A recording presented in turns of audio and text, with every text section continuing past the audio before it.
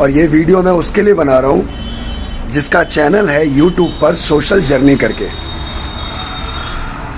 उनसे मैं कुछ क्वेश्चन करना चाहता हूँ और अगर वो मेरी वीडियो को देखे ना तो जवाब ज़रूर देना, अगर गट्स है तुम में तो। ठीक है, आपकी सोच ना 2 कौड़ी की है। 2 कौड़ी की मतलब समझते हो? 2 कौड़ी की सोच है। और दूसरे नंबर पे ये है, आप एक औरत आपसे डिबेट कर रही थी लाइव आके कॉलिंग पे, तो उसने आपसे ये कहा कि आप राम को या किसी भी भगवान को तू तड़ा कैसे बात करते हो। तो आपने उसको रिस्पॉन्स ये दिया, मतलब रिप्लाई ये दिया कि ग्रामर पढ़ा है आपने। अब वो औरत चुप, क्योंकि वो औरत ज़्यादा नहीं पढ़ी थी बेचारी, ठीक है, पुराने टाइम की औरत थी। तो तुमने ये कहा कि ग्रामर पढ़ा है। ग्रामर में ये लिखा हुआ है कि अगर हम किसी के बारे में बात करते हैं, राम जी को बोला गया था, राम था, ये वो जो भी है। मैं ये बोलता हूँ, आप अपने फेस हिसाब से तो आपका बाप, पिताजी मत बोला करो, ये बोलो बाप मेरे हैं या बाप थे, माँ थी, है ना। तो मेरा कहने का मतलब इतना है कि तुम जो अपने आप को दिखाना चाह रहे हो ना कि मैं बहुत ब्रिलियंट माइंड हूँ, बहुत साइंस के बारे में जानता हूँ, बहुत जनरल नॉलेज है मेरे पास, तो सारी जनरल नॉलेज अगर भगवान के देवी देवताओं पे लगाना चाहते हो तो आपने ये भी एक वीडियो बनाई है कि उस वीडियो में बाकायदा आपने थंबनेल जो भी ये दिया हुआ है इस टाइप का कि राम, शिव और भी भगवान, इनका जन्म कब और कैसे हुआ था। आपको पता है आपके पिताजी का जन्म कब हुआ था और आपके सामने हुआ था। अब आप कहोगे मैं तो उस टाइम पैदा नहीं हुआ था, जब मेरे माँ बाप की शादी हुई तभी तो मैं पैदा हुआ था। सेम वही चीज़, वो हमारे पूज्य देवी देवता हैं जिनके आधार पर हम जिंदगी जीते हैं। समझे सर? मैं तुम्हें सर कह रहा हूँ, बस लायक नहीं हो तुम। मैं सर इसलिए कह रहा हूँ क्योंकि मेरे घर में वो संस्कार नहीं मिला कि तुम जैसे 2 कौड़ी के इंसान को भी मैं तू तड़ाके से बात करूँ। तुम भी बोल रहा हूँ, मैं इज्जत दे रहा हूँ। वो भी इज्जत इसलिए दे रहा हूँ ना कि जो तुम लोगों को ज्ञान दे रहे हो, मेरा वीडियो बनाने का मकसद तुम तक वीडियो पहुंचाने का मकसद नहीं है। मेरा वीडियो बनाने का मकसद यह है जो यूट्यूब पर आकर तुम्हें लोग देखते हैं, तुम्हारी बातों को एप्रिशिएट करते हैं, तुम्हें यह कहते हैं बहुत प्यारा ज्ञान दिया है। सही मैंने बताऊं, उनमें से 50% लोगों को सही ज्ञान का मतलब ही नहीं पता। जो तुम्हारे फॉलोअर्स बने पड़े हैं, जो तुम्हें सब्सक्राइब करते हैं, उन्हें सच में नहीं पता कि ज्ञान क्या चीज़ होती है। और ये कहते हैं सर ने बहुत अच्छा ज्ञान दिया है। मुझे तो आप पे डाउट ये हो रहा है कि आपका असली नाम भी वो नहीं है, अनूप राज करके डाला हुआ है शायद आपने, अनूप राज या मानव, पता नहीं क्या है, आई डोंट नो। बट अपना नाम, अपनी फोटो, कम से कम ये तो आइडेंटिफाई कराओ, ये तो जेन्युइन कराओ भगवान के बारे में कि भगवान का जन्म कब हुआ था, कैसे हुआ था। एक औरत को ग्रामर की बात सिखा रहे हो बेवकूफ़ इंसान।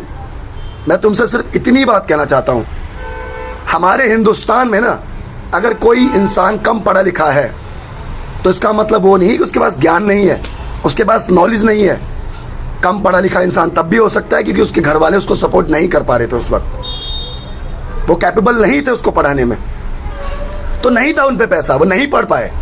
तो इसका मतलब ये नहीं कि दुनिया ने उसको कम सिखाया होगा, बहुत कुछ सीखा है। और मेरा मानना ये है कि किताबों से कम लोगों से ज़्यादा सीखते हैं हम लोग।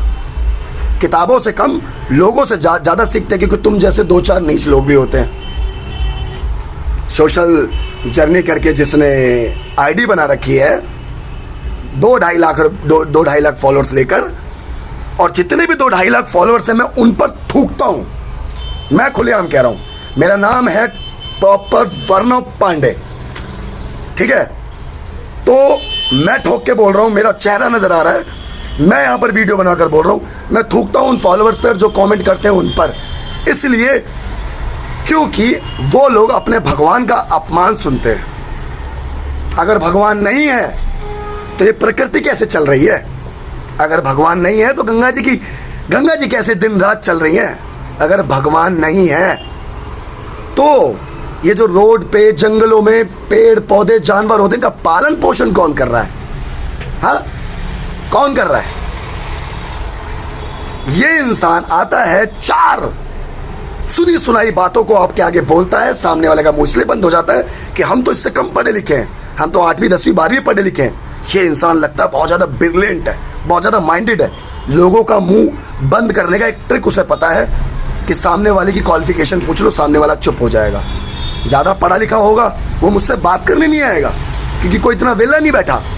बट जो अनपढ़ गंवार लोग होंगे वो मुझसे बात करेंगे तो मैं उनको ऐसे जवाब दे सकता हूँ, उनकी पढ़ाई पे उंगली उठाकर उनका मुंह बंद कर सकता हूँ कि आपको कोई नॉलेज नहीं है। और उसको इस तरीके से पॉलिटिक्स, राजनीति तरीके से बोलता है कि जाकर पहले ग्रामर पढ़ लो, जाओ पहले ग्रामर तो पढ़ लो। अरे ग्रामर तू पढ़, पढ़ाई तू कर। माँ को माँ कहने के लिए ना किसी किताब में नहीं पढ़ना होता। जब बच्चा पहला शब्द बोलता है ना तो माँ बोलता है। कोई इतिहास नहीं बताता उसको कि मुझे माँ बोलना है। बच्चे के मुंह से पहला शब्द माँ निकलता है। और भगवान जो होता है ना, किसी किताबों में नहीं लिखा होता। भगवान की आस्था हमारे दिल में होती है, क्योंकि अगर हम उनको मान कर आंख बंद करके कोई काम करते हैं ना, वो काम हमारा होता है तो हमारा और विश्वास भारी हो जाता है। जैसे कि तू बड़ा उदाहरण देता है तो मैं तेरे को उदाहरण देता हूं, ठीक है? जैसे तेरी शादी हुई, अब मैं आता हूं तू तड़ाके पे, क्योंकि पता नहीं क्यों मेरा मन नहीं कर रहा तुझे इज्जत देके बात करने की, कि मैं तुझसे इज्जत से बात करूं, ठीक है? तो अगर हमारी शादी होती है तो हम 7 फेरों पे कस्में लेते हैं। पंडित को बुलाते हैं, हिंदू हो तो पंडित को बुलाते हैं, पंडित पूजा पाठ करवाता है, भगवान को साक्षी मानकर शादी होती है। तो तू कैसे शादी करेगा भाई? तू तो ऐसे ही रोड पे लड़की देखेगा, उसे हाँ कर देगा, लड़की आपको हाँ कर देगी, शादी हो गई तुम्हारी। तू तो पूजा पाठ करवाएगा ही नहीं। जब तेरे अकॉर्डिंग भगवान नहीं होते तो विनाश काले विपरीत बुद्धि, दिमाग जब विनाश की ओर लेके जाता है ना, इंसान ऐसे ही काम करता है। जब विनाश की ओर इंसान जब बढ़ता है तो इंसान ऐसे ही काम करता है जैसे आप कर रहे हो। और इसके भागीदारी वो भी होंगे जो आपको देख रहे हैं, जो आपकी वीडियो को देख रहे हैं, ठीक है? समुद्र मंथन की बात मैं बता देता हूँ। समुद्र मंथन के ऊपर आपने कुछ टिप्पणियां करी थी कि भगवान देवताओं ने असुरों के साथ छल किया था।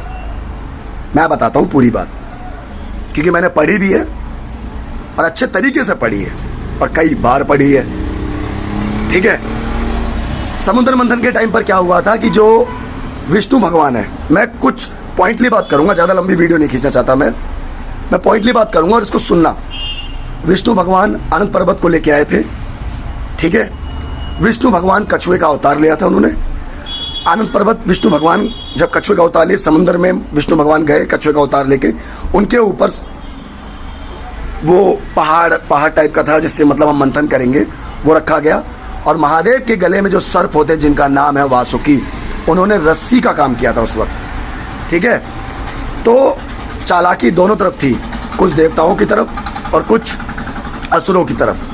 तो असुर ने बोला हम मुंह की तरफ जाएंगे और देवताओं ने बोला हम पूंछ की तरफ जा रहे हैं। तो ये कोई छल नहीं होता।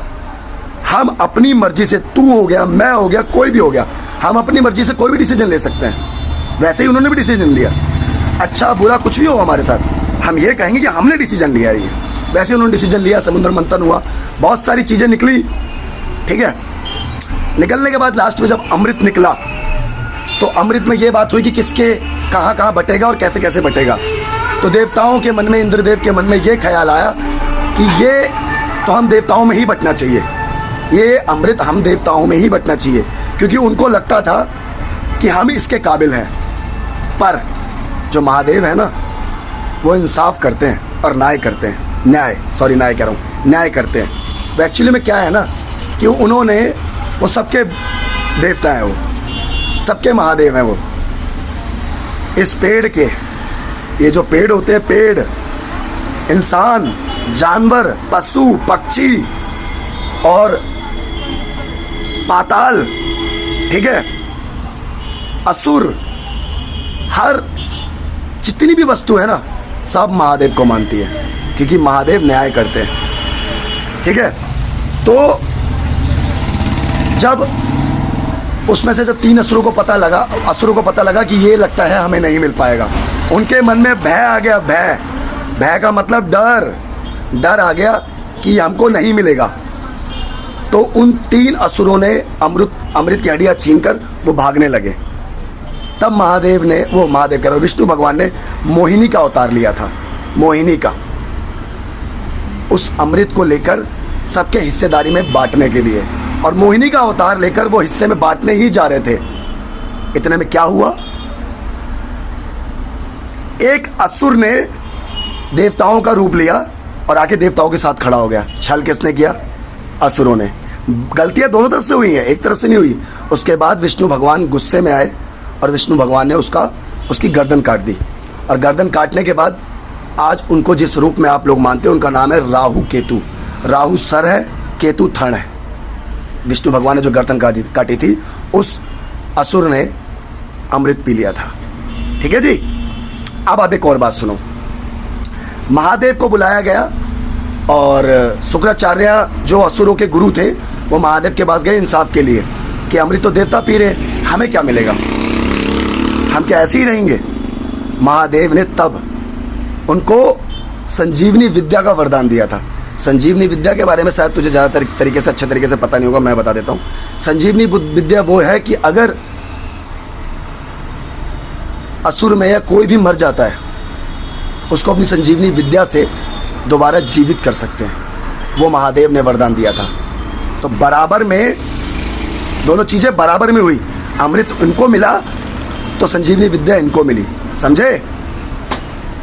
ये साइंस की चीज़ें नहीं है और तुम्हें समझ में भी नहीं आएगी। गीता, पुराण, रामायण, ये सब अगर तुम साइंस में लाकर पटकते हो, और दूसरी बात, ये तुम्हारी नॉलेज लेना अच्छी बात है, भगवान के बारे में पता करना अच्छी बात है, पर अच्छी भावना रखकर। तुम जैसे मन में पाप रखकर लोगों को भ्रमित कर रहे हो, जात धर्म पे उकसा रहे हो,